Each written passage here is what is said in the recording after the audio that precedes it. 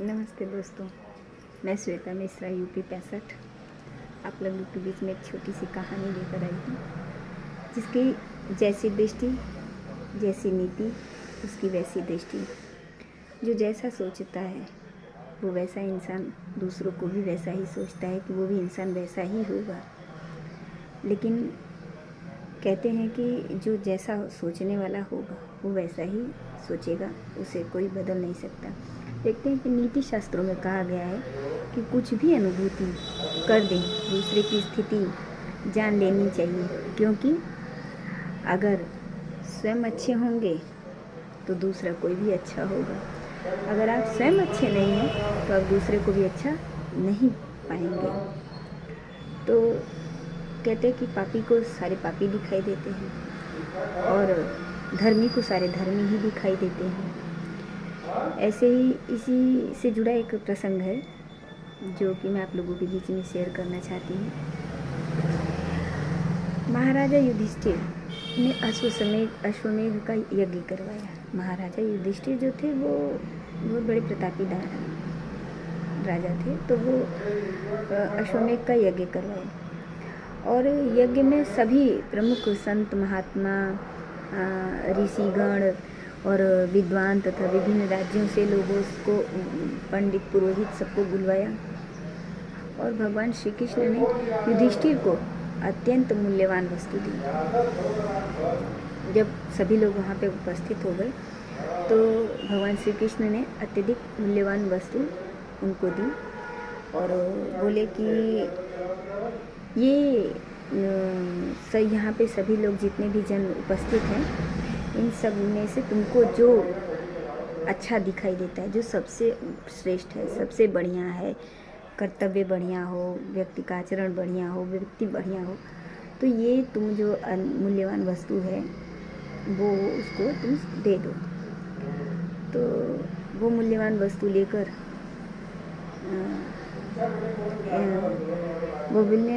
लेकर वो युधिष्ठिर अपना सबको देखने लगे। अब उनको लगा कि कोई धनुष में प्रतिभाशाली है, कोई घुड़सवारी में प्रतिभाशाली है, कोई यज्ञोपवीत है, कोई यज्ञ करवाने में प्रतिभाशाली है। मतलब उनको जितने भी लोग दिखे और उतने लोगों में उनको सभी लोग ऐसे दिखे कि सब लोग अच्छे हैं, सब मतलब सब एक से एक पराक्रमी है। उनको कोई वैसा दिखा ही नहीं कि जो कि सब में श्रेष्ठ हो। तो वो मूल्यवान वस्तु वो लेकर वापस श्री कृष्ण भगवान के पास चले आए और श्री कृष्ण भगवान के पास चले आए। श्री कृष्ण भगवान जी के पास वो लेकर चले आए और जब वो लेकर वस्तु चले आए तो उन्होंने वही चीज़ फिर दुर्योधन को उन्होंने बुलाया। श्री कृष्ण भगवान ने दुर्योधन को बुलाया और दुर्योधन को बुलाकर फिर वही मूल्यवान वस्तु दुर्योधन को दी और उनसे कहा कि आपको इस सभा में जो भी श्रेष्ठ व्यक्ति दिखाई देता है उसको ये मूल्यवान वस्तु दे दो। तो दुर्योधन एक पापी व्यक्ति था। अब वो जब निकला तो उससे क्या हुआ, वो जब सबको देखने लगा तो उसको लगा कि ये भी इस तरह से पाप किया है, वो भी इस तरह से पाप किया, ये ऐसे पाप किया, ये ऐसे पाप किया। उसको किसी में भी अच्छाई नहीं दिखाई दी। वो भी वो मूल्यवान वस्तु लेकर वापस श्री कृष्ण भगवान जी के पास चला आता है। तो वो उपहार लेकर वापस तो चला आता है, तो वो सोचता है कि अब इसमें तो कोई ऐसा व्यक्ति है ही नहीं जो कि मैं उसको ये चीज़ें दे सकूं। तो वो अपना